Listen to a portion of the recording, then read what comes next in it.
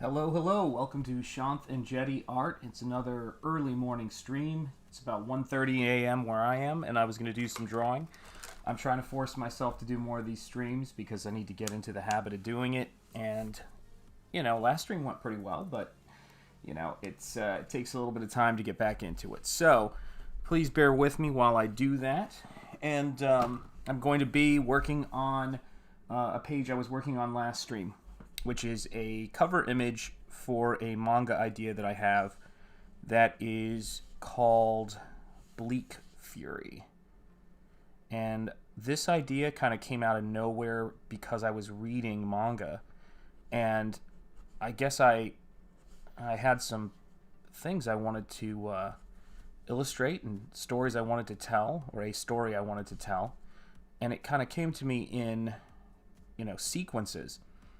And one of the things that's been kind of great for me about, reading manga as someone who has been aware of manga and who, has talked about it, at least certainly in terms of, some of the teaching that I've done. And it's a very different thing to look at it and read it and enjoy it as a fan. And I think that's a very different thing.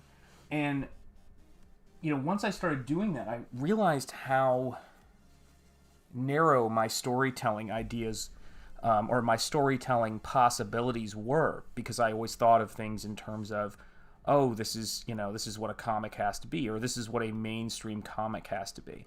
Anybody who grew up in the 90s and late 80s, like I did, was probably very aware of the artist rock stars. I'm drawing off camera. That shows how long it's been.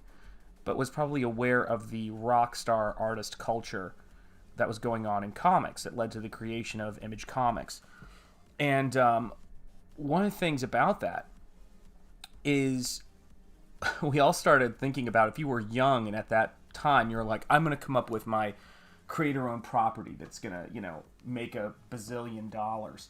And, it was a little bit of our, obviously our naivete and our lack of understanding of what is actually involved in doing that kind of work. But that was kind of the attitude that we had. And it's kind of funny because that way of thinking and that way of creating art is incredibly limiting, first of all. And second of all, how many people can come up with anything that's going to resonate with an audience, and it's probably not because they're creating it with that intent in mind, that they're going to create the next Teenage Mutant Ninja Turtles or whatever it is. Hey, there's the choice voice. All right, and I'm going to try to pronounce this right. Pokepony. Pokepony. It's going to be a struggle, but I'm doing my best. It is good to see you guys in the chat. So here we go. So, as someone who was growing up with that stuff, was seeing Image Comics and, seeing all these creators, I thought about telling stories that way. I was a massive, as you can tell from looking behind me, massive Todd McFarlane fan, massive fan of Spawn, and I would have liked anything he drew at that point. But I'm actually, to be honest, I'm a huge fan of his run on The Incredible Hulk with Peter David. And, oh, excellent, good. Well, it's always tough for me when I try to remember how to pronounce, or whatever I'm reading, it's tough for me. You know this. And so one of the things about it is that I was a huge fan of that stuff, and I loved that work. But, and I think Michael was talking about this with regards to anime, and he was introducing me to a anime called Claiborne, I think it is. I'm probably getting that. Claymore, not Claiborne, Claymore. And I started checking that out, and it was amazing. It was great to see. Yes. Oh my gosh. Yeah.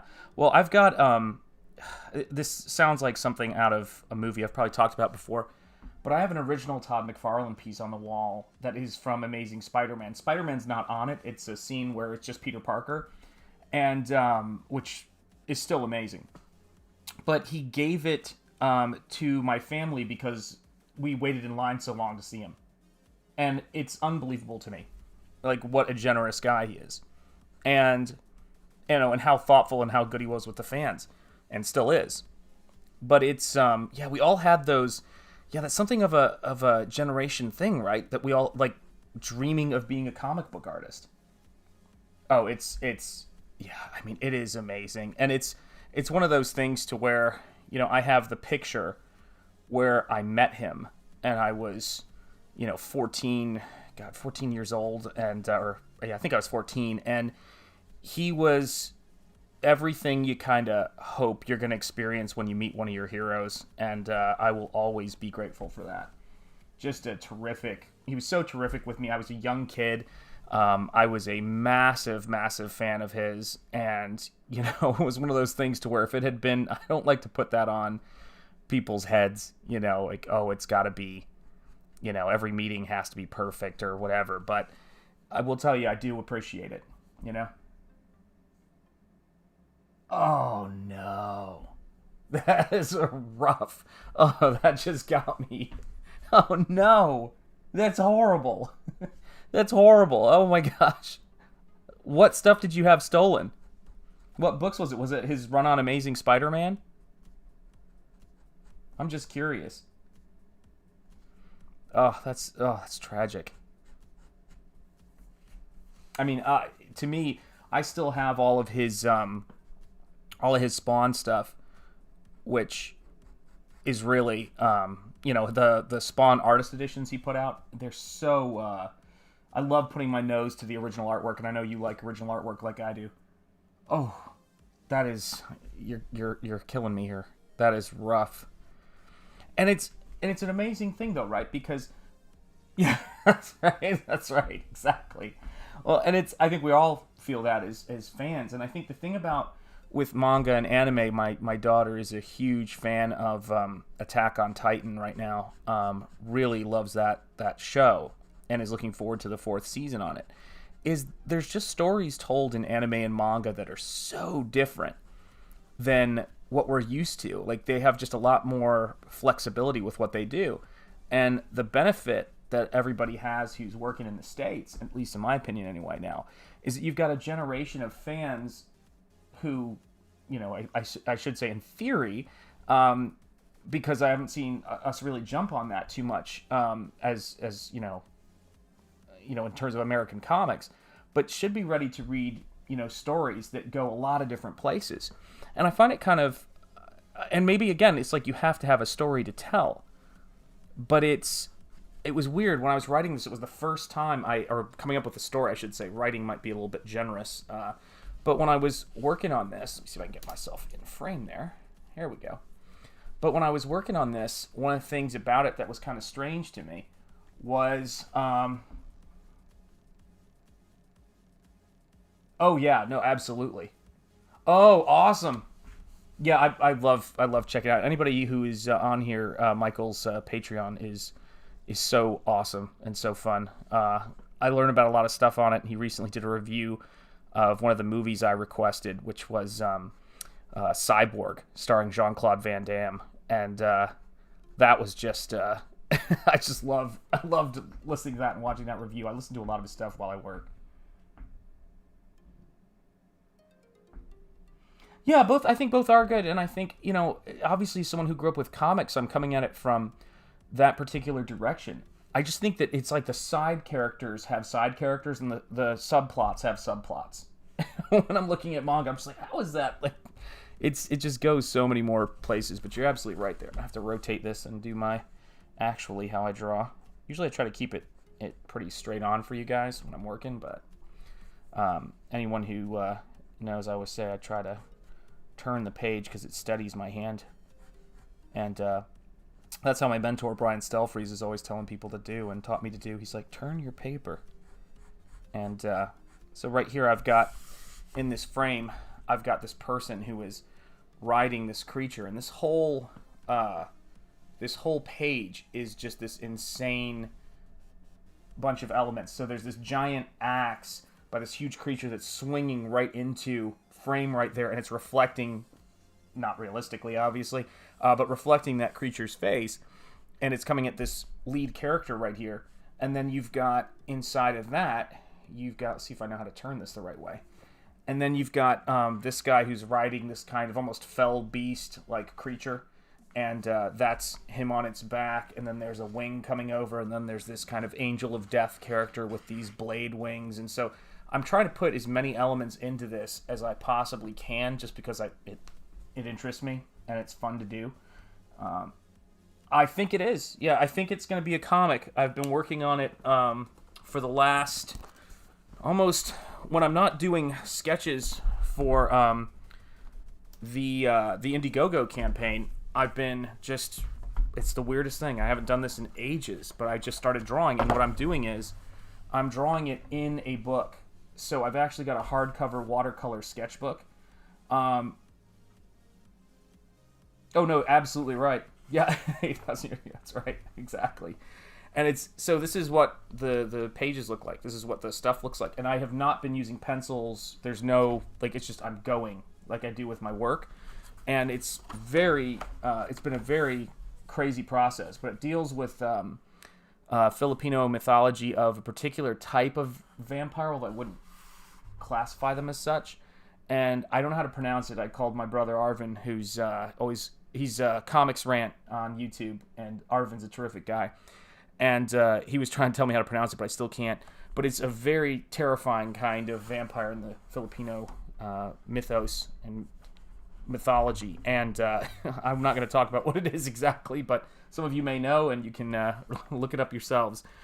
But it's I wanted to do a story, and it's got this, action and, sort of, really a kind of fury and brutality that's not typically in my work. So these are some of the sequences that are in the book that I'm, doing right now on my Instagram. And, I've been posting it on there, but I'm going to be posting more of it on here. And so you can see sort of like how all the characters kind of come together and, the sequence of this vampire story. And that's the stuff that I've been kind of working on as I illustrate. And so I'm on this page right now, where I'm about to introduce a gigantic axe-wielding monster, and the axe is just now landing, and the character is just kind of jumping out of the way there, if I can get that to even focus. There you go. So this is one of the pages that I'm working on right now, and it's just been a tremendous amount of fun, but I just don't know where this is coming from. It's like such a it's a really strange process. It's a lot like my art books. It's a lot like my sketchbooks. So that is the manga I'm working on. That's going to be called, right now at least anyway, it's going to be called Bleak Fury. And Bleak Fury Cycle of the Blood Rooster. So it's going to be really a crazy, strange... Whoa, I don't know what I just did there, but I think I just knocked my camera around. There we go. But it's going to be a very... more mature sort of story, I guess I would say, but I don't know. I mean, I think some of this other stuff I do, oh yeah, absolutely. And the funny thing is that oh gosh, yeah, you and I need to Michael, you and I need to catch up somehow on the phone or something at some point, because we're always doing it via text, which is great, but I imagine we'd go a million miles per hour if we were talking. But yeah, I mean, we have a similar taste in things, in terms of I'm sure it's not right on the nose, which is what makes it fun. But certainly in terms of vampire, stuff, and when I was looking at Claymore and looking at the Blade movies, obviously, which I'm a massive fan of, particularly the first two. But it's like, I've got my wall of heroes over there, and I ordered, I think it was from Hong Kong, but I'm not positive. But I ordered from Hong Kong a Wesley Snipes, let me see if I can get it in frame here, likeness head for a Mezco figure. So massive fan of the man himself. And let's see if I can grab this. And of course, I'm also a huge fan of, oh gosh, what's that movie called? It's funny I said I'm a huge fan. Rising Sun, the movie that he did with, oh yeah. It's a great figure. Rising Sun, the movie he did with Sean Connery. And I remember when Brian Stelfreeze came up to visit the college I teach at this past, or in 2020, I told him that Sean Connery's character is how I see him, because he's just got that kind of, way. He's amazing. He liked that, I think. Yeah, just a great flick and a great actor. And of course, I saw Passenger 57 in the theater because I was like so obsessed with action movies and anything that he was in at that point. And it was just absolutely great. Has some of the best one-liners in it. Oh, nice. Yeah, I mean, to me, if I was trying to introduce anybody to Hammer films, I would send them to your channel because I have heard about Hammer films at least since I came off to college, from Chattanooga, Tennessee, where I grew up. And I came off to college and, I was hearing about it, but every time someone tried to introduce me to it for like 20 years or so, I wasn't, I don't know. It wasn't connecting with me. And when I saw one of your reviews, and I think I told you what review it was, but it wasn't the first Hammer movie I'd ever seen. Actually, I take that back. Actually, not most of that, but here's how long I've been hearing about Hammer horror films since the Star Wars making of documentaries. So a very, very long time. Very long time I've been hearing about Hammer horror films. Because, Peter Cushing and, of course, David Prowse were affiliated with, Hammer Horror, and that was a huge reason why they were, cast in those films. And it's amazing how people can open doors to you like that and introduce you to things.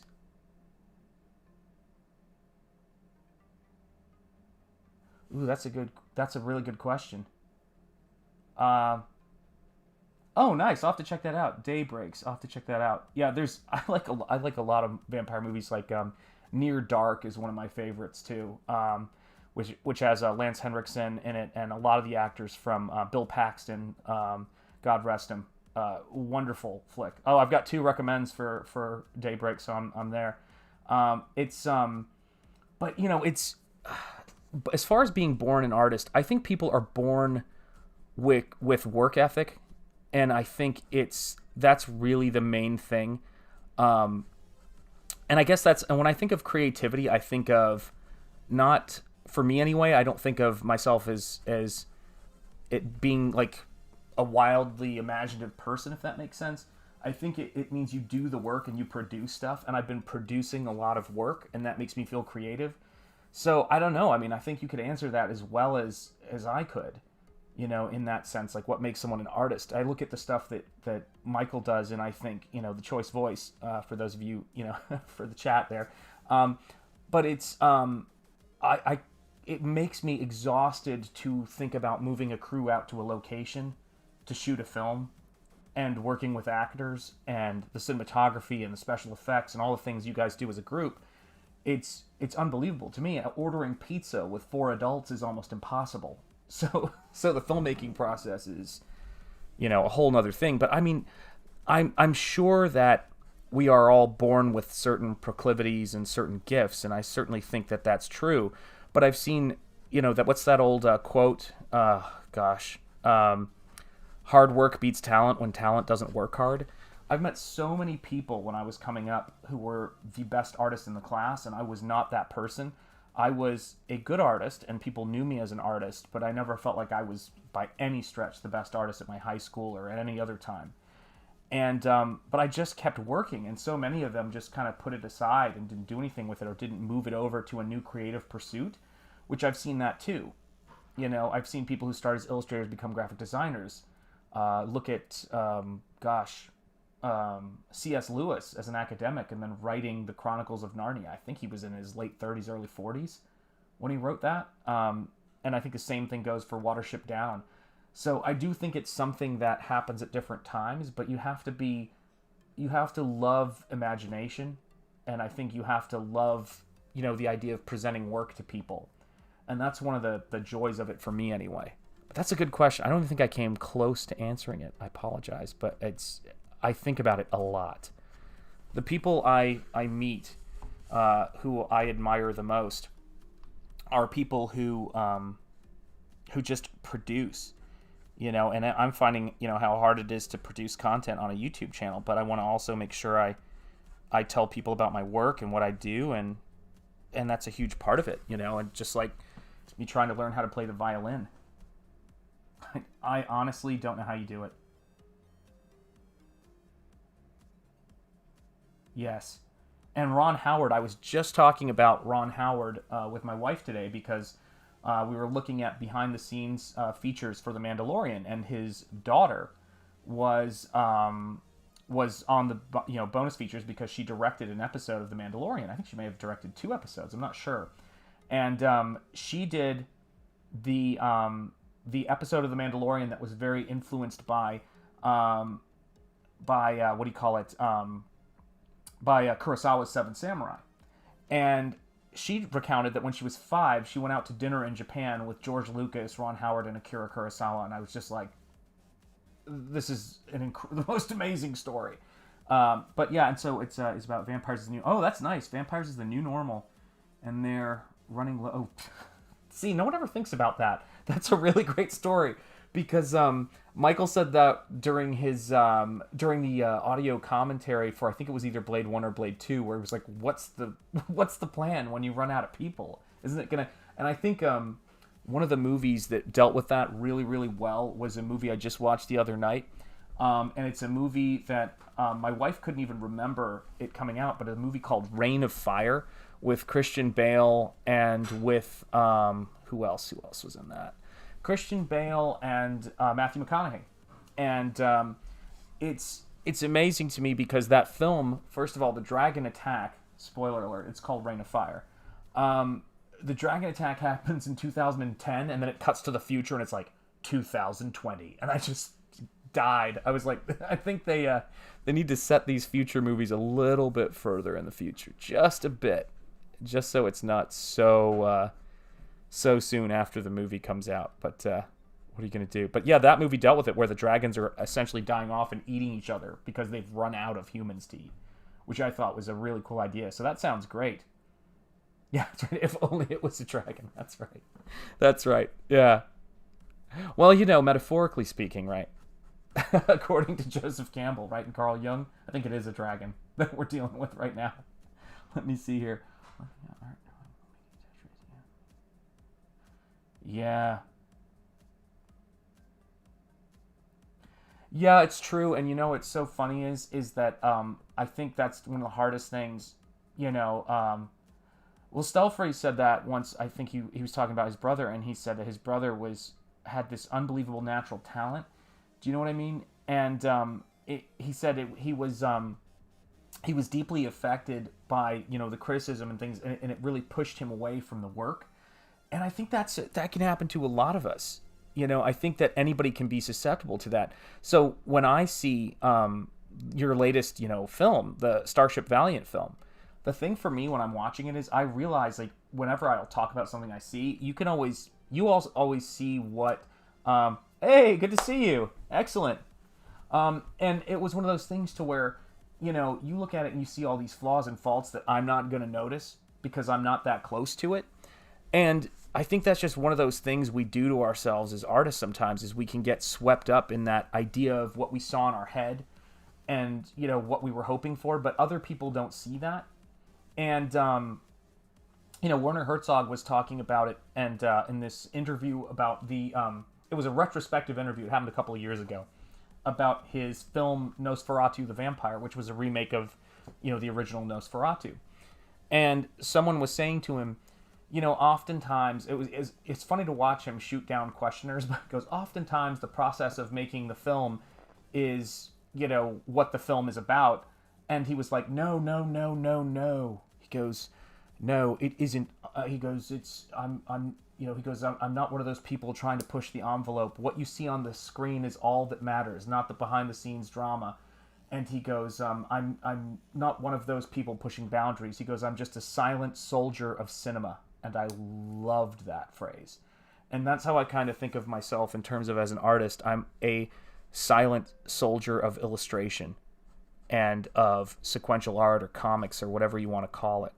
The people who are going to make some of the the grandest contributions in any art form are not me. And I'm absolutely okay with that. Absolutely okay with that. I've got my kids, I've got my wife, and I've had just a lot of amazing fortune to be able to work on some really cool projects and meet some great people and talk about this thing that I'm really passionate about. But every time I do one of these art books, and I'm in the process of doing perks for them and getting things drawn and doing sketches, I'm overwhelmed by the amount of people who support my work. And, to me, that's an amazing thing to be able to connect with the audience and to be able to make art like this, and where I get to share it with people and anybody wants to buy it. And so I do really love that quote, because I do feel like it's very much a silent soldier of cinema applies to me in terms of my drawing.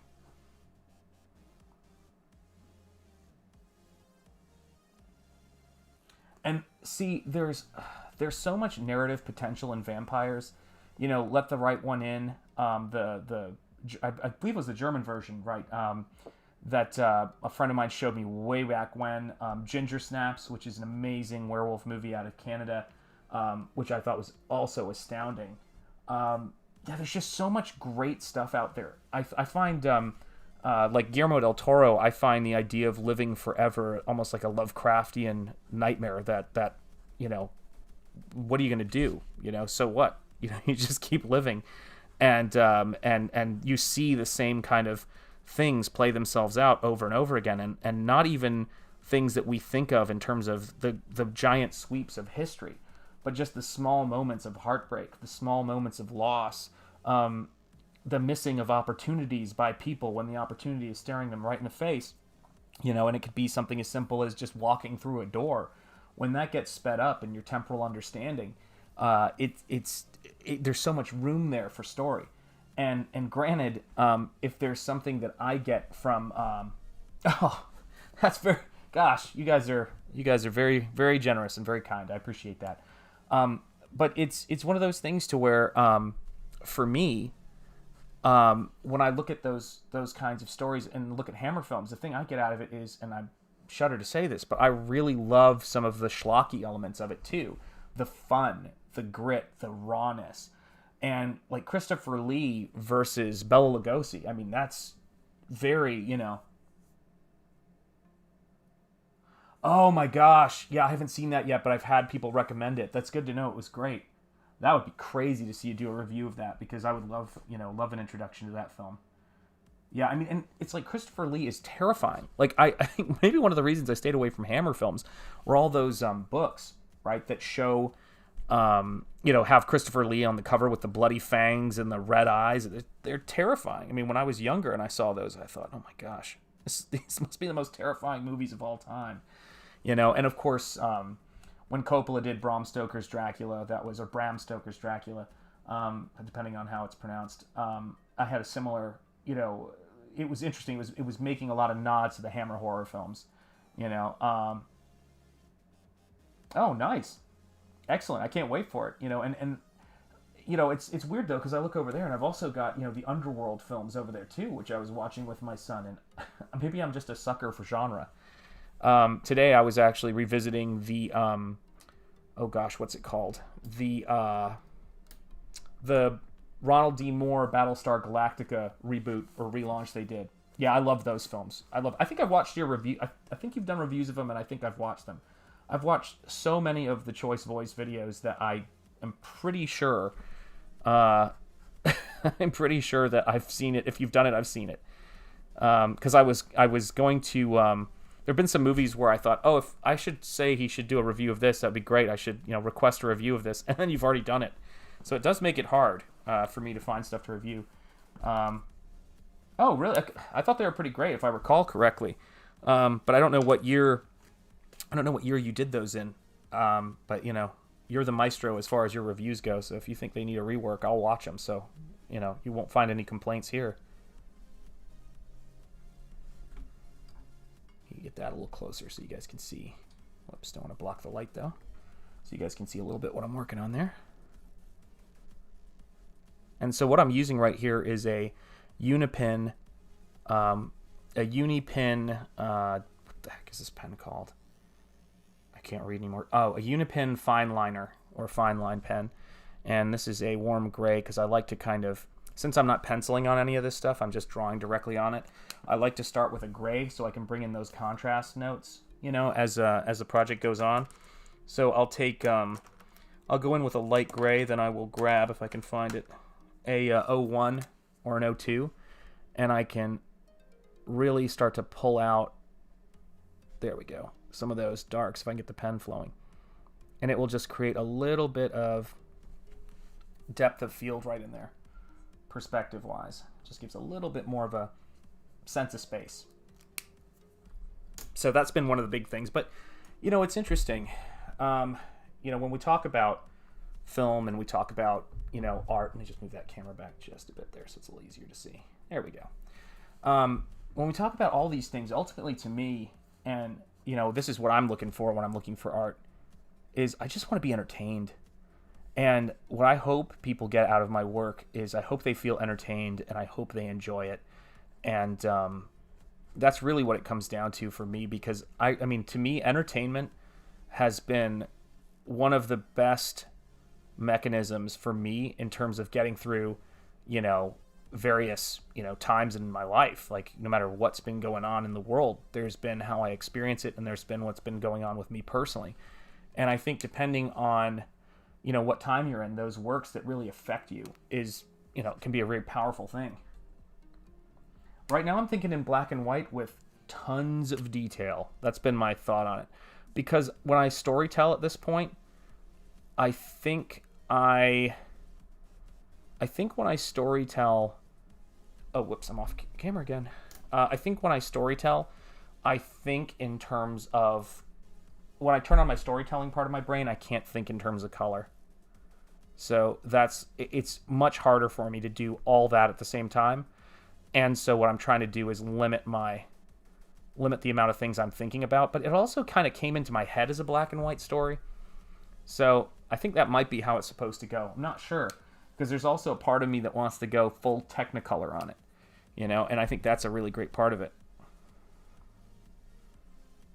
For me, is in terms of working on this stuff, it's been, I never thought I was going to do black and white stuff on anything for a while, because I've been doing so much color work. And, here we are.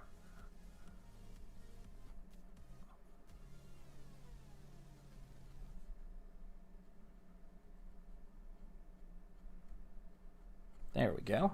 Starting to get some of those lines in there. I feel like I should have a buzzer go off every time I draw outside of the frame.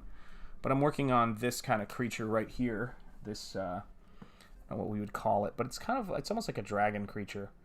And I'm just putting in some really fine kind of detail marks there. Let me let it focus for a second. There we go.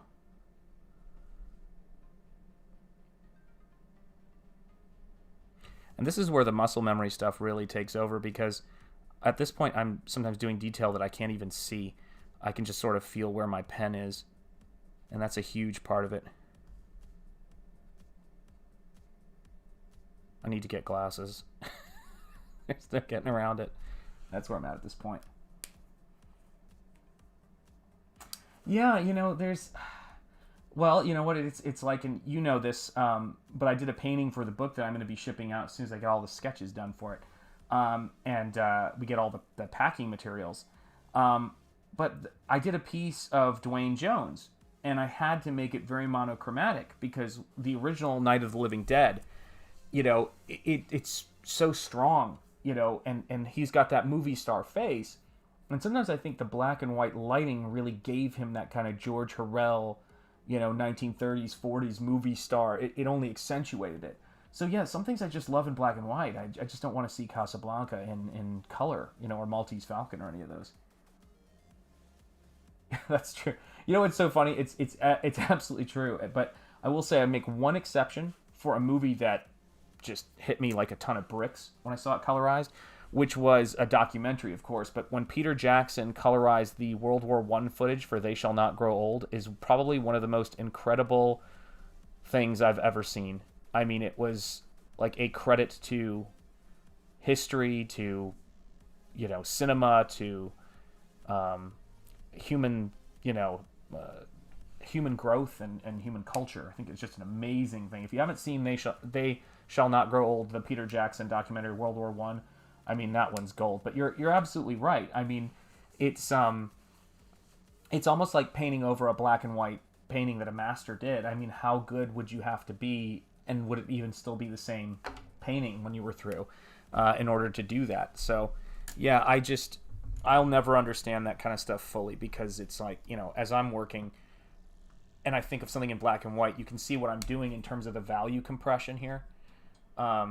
It's just the color would be, I don't know, it would probably be overstating it, and it would by necessity probably take away something from the black and white that I'm doing. I can't watch a film in black and white. To me, is like saying I can't watch a film with subtitles. It's funny, there's certain things that I like the dubbing on. Like, I like to watch dubbed, and I also like to watch with subtitles. I'm not one of those purists in terms of subtitles versus dubbing, but I would never say I can't watch it. And I'm somebody who's a slow reader, but I actually like to see the actors in their own voices and get a sense of the space, that they're in. Which is why when I'm watching, Seven Samurai, I'm going to try to imagine that movie dubbed. I don't know what that, or in color for that matter. I can't imagine what that would do to it. It would just lose so much, and I like to be teleported when I'm watching things. So in the sense of They Shall Not Grow Old, it wasn't an artistic statement. It was kind of becoming one. And sort of like when Ken Burns did the, zooms on photographs, the slow zooms that became, the title of an effect in iMovie. To slow zoom on your photographs. It was great in the documentary about the Civil War, and it worked really well. But I just don't, and I think it was great in They Shall Not Grow Old, but in artistic works that are in black and white, I think it should be avoided. I just don't think it works. So you can kind of see what I'm doing right now with the chest detail there of this character. I've created a kind of a symbol that's kind of a lyrical, almost music symbol on the shoulders, and then I've got this kind of spiral. I don't know if it's Celtic. I don't know exactly where it's from. It's kind of from a mixture of different things, with this kind of almost Celtic cross on the center in his chest, and he's going to be fighting these vampires. And that's what I'm. I think I've needed to have some more fun in my work, probably up until the first art book, and then I started having fun, and now the more fun I have, the more energy I have to put into it, and the more work I put in. And it's always that fine line, because it never feels easy, but it feels fun to do, or I should say, I feel inspired to do the work. And so that's what's been really happening with a lot of this stuff here.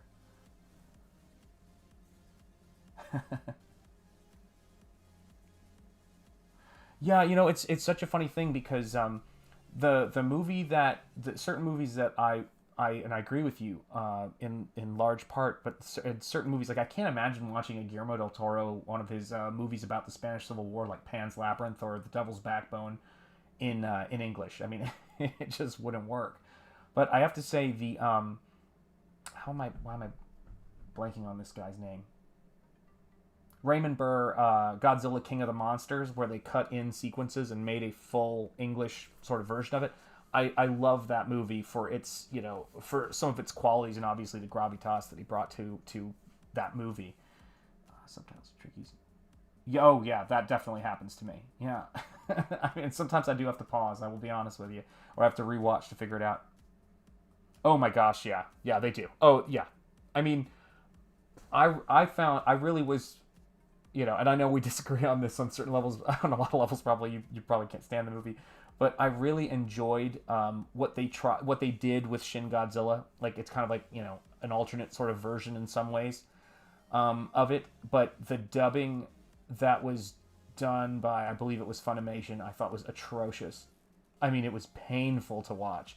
The fact that dubbing for American films, or American dubs, or English dubs of Japanese films are so embarrassingly bad, because it's almost like even if you're a voice actor and you're voicing several roles, you should sound like a different person. Like, I thought that was the whole thing about voice acting. Just trying to, yeah, it's okay if you don't. Listen, here's the thing that I was listening to some people talk about, earlier about culture and about films. If you remember those, oh yeah, totally, the humor is absolutely gone. But if you remember those days when you would go into a comic shop or you would go to school and you would talk about something, a character you loved or you liked, and it could be what's your favorite version of Batman, or what's your favorite Godzilla movie, and agreement in all of those things was in many ways the death of conversation. Like you would argue your points, but it was almost like it was fun. Like we were just like, oh yeah, I didn't like this, and you'd always walk away thinking something about the work that was a little bit different. And I think that for me, I don't need somebody to like the things I like. You know what I mean? If that makes any sense. Like if they have a passionate view about something, then I'm totally game for that.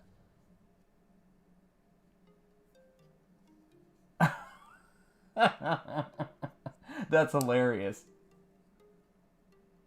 That is excellent. Yeah, that is comedy gold. And I was thinking about there was also, I believe that they have another name for that movie. Like it's almost like not a Godzilla film. It's like its own character, which I think is really fascinating. But it's like, yeah, I mean, that's another one of those films to where I've heard people talk about how they like that film or they don't know why that film gets so much hate. And I'm always interested in hearing that. Like to me, it didn't work as a Godzilla film. I liked the design that they had for Godzilla when Stan Winston was attached to it, and Crash McCreary did a design that looked like a Jurassic Park meets the straight up 1984, 85, depending on where you're looking at it, Godzilla flick. And Godzilla 1985 is what the dubbed version of that was, again with Raymond Burr. And I just thought that design was so much better than what we got. And I think they even were making reference that it evolved, or the nuclear blast, changed it from a Komodo dragon. And even Komodo dragons are cooler looking than I felt like the design they came up with was. I mean, I couldn't even see how they made that jump. Zilla, that's right. They made it canon and made the original Godzilla. Oh my gosh, Final Wars. I have not seen Final Wars yet, and I know I should. And it's interesting that you bring up GMK. GMK was introduced to me by Leslie P. Chambers. And that's right. Listen, that's what if you don't feel like you get to talk about Godzilla enough, you need to follow Leslie P. Chambers, Leslie Chambers Kaiju Reviews. He talks about X Plus and Star Ace collectibles, and his wife's favorite Godzilla movie is the beautiful Sandra, as he refers to her often, and she's just wonderful, just a really great person. But they both collect Godzilla stuff. He has a bigger collection, obviously, but because he's been collecting it longer. But GMK is their favorite Godzilla, and loved. Oh, that's right. It was from the Galapagos. I think it was like an aquatic iguana. You're right. Good catch.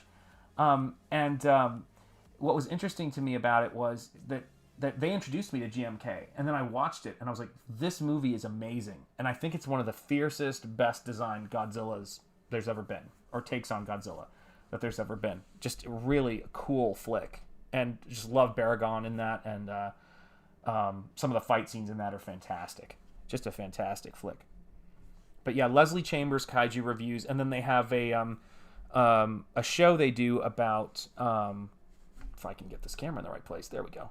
They have a show they do about collecting Star Ace and X Plus Godzilla vinyl figures, and it's called Collect All Monsters, and it's just a great show. It's a fun watch if you ever want to hear people geek out about Godzilla and just go on forever. It's just amazing. Which one? Let me see. Left hand, is it? You said left, and I'm like, the left hand. Do you mean this one, which I'm going to call hand number 1, or this one, hand number 2, or neither? I'm not sure which one it is. Because to me, left and right are, I'm like, the left on the page, or my left, or whatever. Oh, the lead guy, right here. Okay, so, this hand right here, I'm going to guess. Maybe that's the one right there. This guy's left hand, I'm thinking. I'll see if it pops up. There's a little bit of a lag. I don't know if the latency is set to be as quick as I'd like it to be. Yes, yeah.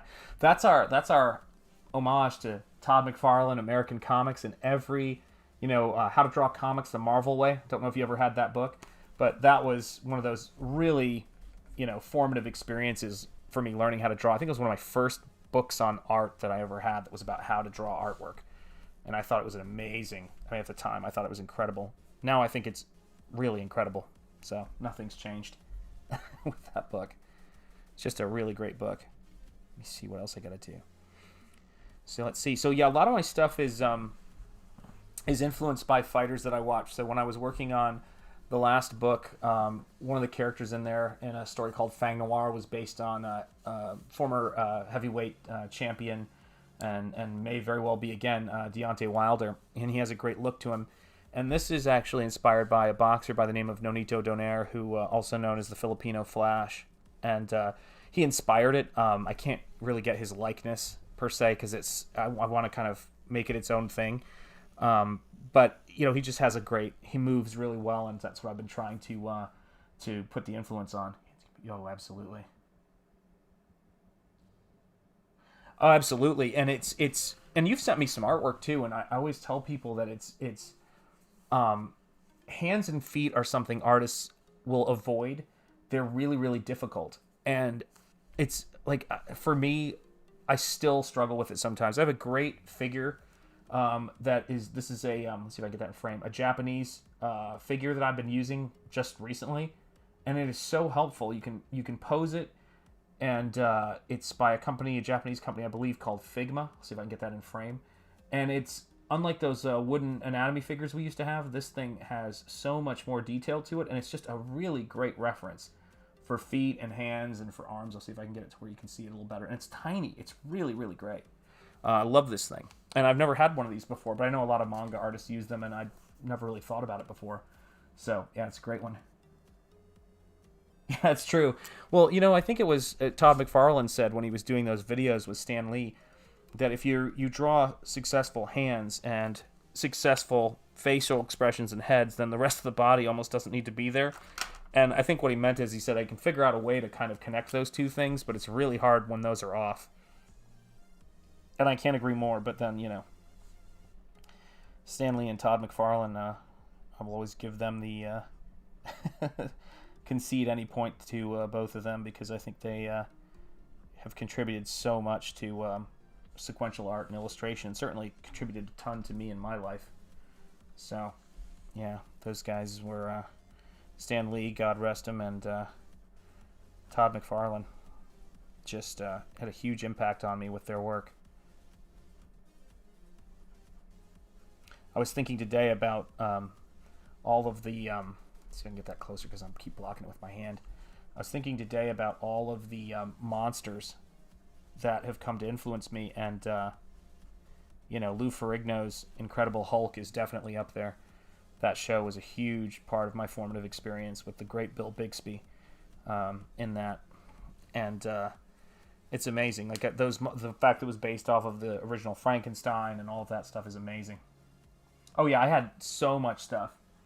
I had so much Rob Liefeld stuff, and I met him at a couple of conventions. Was showing him my artwork. It's like, can I get a job?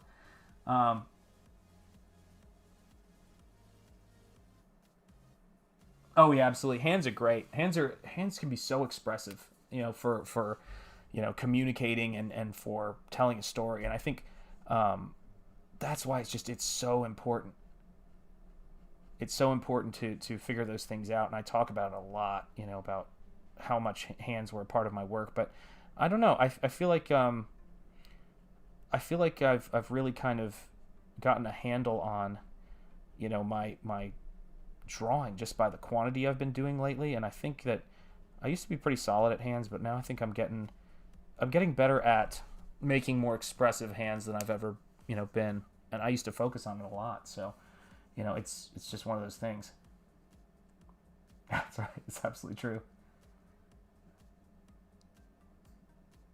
Well, I know, and I saw your amazing piece on what happened to Bill Finger, and I that has bothered me, especially because I watched those 1980s documentaries when the Tim Burton and designed by Anton Furst, the brilliant kind of design of the 1989 Batman. I think it was on 2020 with Barbara Walters and Hugh Downs. They're talking about it, and like, it's all Bob Kane, and I created this character, and he's lying through his teeth, and he's lying about things that specifically can't be attributed to him, and it's so painful. It is so painful. Like, he talks about, like, and then I watched this movie and it gave me that idea. And he didn't watch that movie. Bill fingered it. He had never heard of that movie. And it is excruciating to watch. Oh, yeah, and I mean, the way that you can break those rules, but the way that fingers kind of move together. Like, right now I'm learning how to play the violin, and the whole idea of, like, keeping... See if I can do this where you guys can see it. There we go. Of keeping... your two fingers together, almost like Spider-Man, and then having these be the way that you play notes has been unbelievably difficult. Unbelievably difficult. Let's see if I can get this to work here. Here we go. I'll turn this paper so it's a little easier, so I can get out of the way.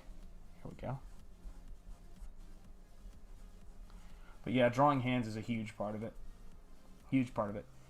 And I think that, that's why I really think in this day and age, it's so important for people to work on and create their own stuff, because what you can... And back then, things were obviously a little bit more difficult, and, if you wanted to get published, it was so much more difficult to get your work out there. I mean, you either had to go to big publishers, or you weren't going to get your stuff out there. But I think in this day and age, even an idea that's so much smaller... you can find an audience for.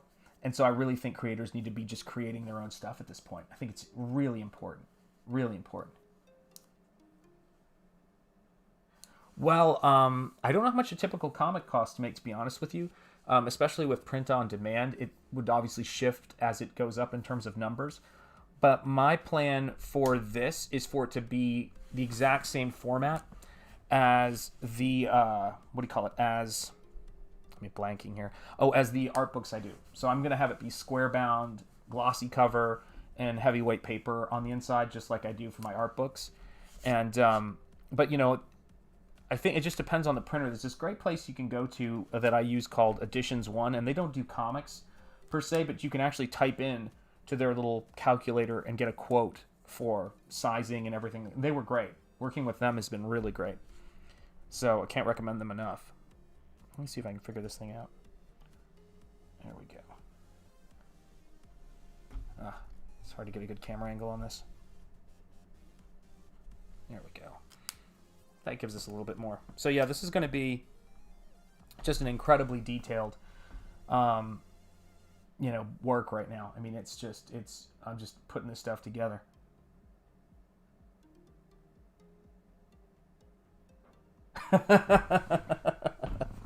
I don't know. It depends.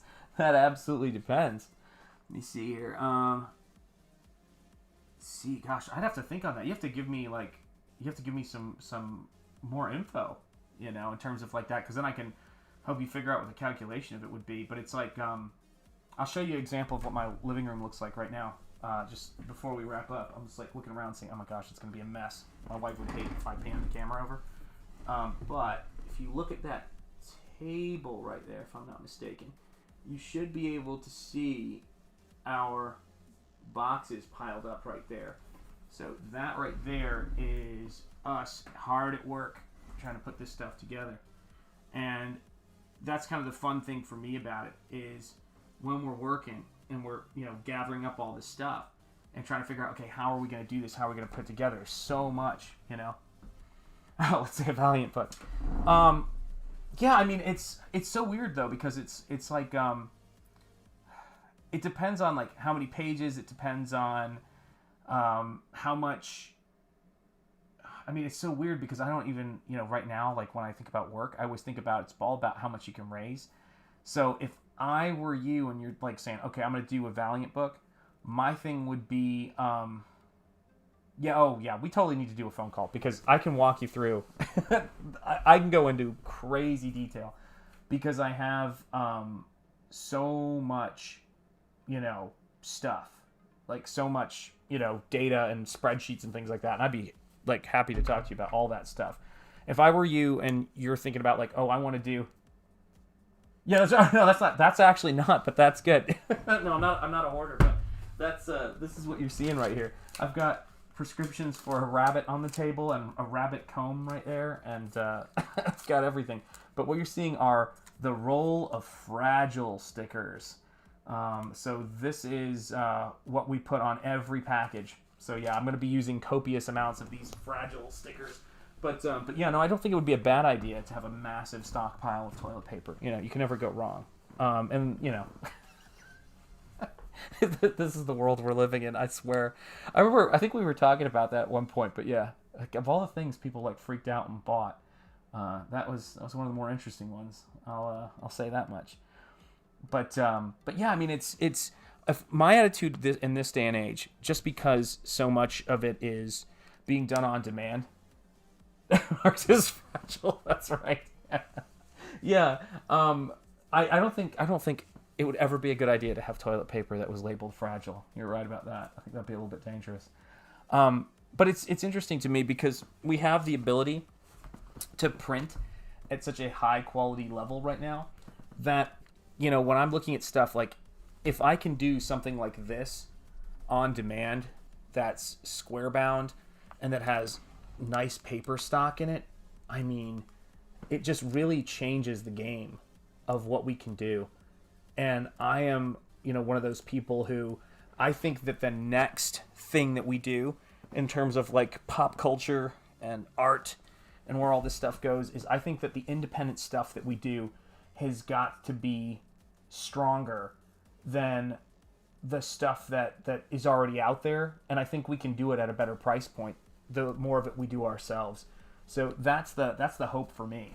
That's the hope as far as of where the work is going, because I think it's funny, not to always bring everything back around to Starship Valiant, but it is on my mind. When I think about Starship Valiant, I look at it and I go, this is, to quote another Michael I follow on YouTube. Well, you got a poster coming to you. But it's one of those things to where Michael French, who has a channel called Retro Blasting, says, I think is brilliant, where he says, fans are right now, in terms of retro action figures and all that, fans are doing the best work. And I would say in terms of Star Trek and in terms of the stuff that you guys are doing with Valiant, it's the best stuff being done with Star Trek, hands down. So I do think the fans are doing the best stuff. All right, let me see if I've got this figured out. But, so I think what I'm going to do here, because I'm coming up on an hour, and I'm hearing myself, lose my focus and lose my ability to talk coherently. I think what I'm going to do is, I think I'm going to wrap the stream up and go pass out probably. But, oh my gosh. Yeah. Oh, I want to see some Valiant. I want to see some more Valiant. Just tell me how I keep contributing to funding it, and I'm there. I'm totally there. Yeah, no, I feel my face start to sink. It's been a long day. I only got 4 hours of sleep last night, so I'm starting to feel it, and I've got another violin lesson tomorrow. But so I've got to be a little bit sharp. But I will say this, is that I think the fans are doing the best stuff. Thank you. I do appreciate the kindness. I'm getting old. Starting to fade. But we're all up late, so it's good. My studio mate will probably contact me in a little bit, and he's 59 and knows how to do 3D modeling, everything. Works as a concept artist. He's an amazing guy. And my brother. And he's just, we all of us work so hard and stay up late and are passionate about so many things, and it's fun. It's really fun to be able to share all this stuff with you guys and talk art and talk shop. I really do appreciate it. And hopefully it's fun and entertaining, for you guys, and something that takes a little bit of a load off.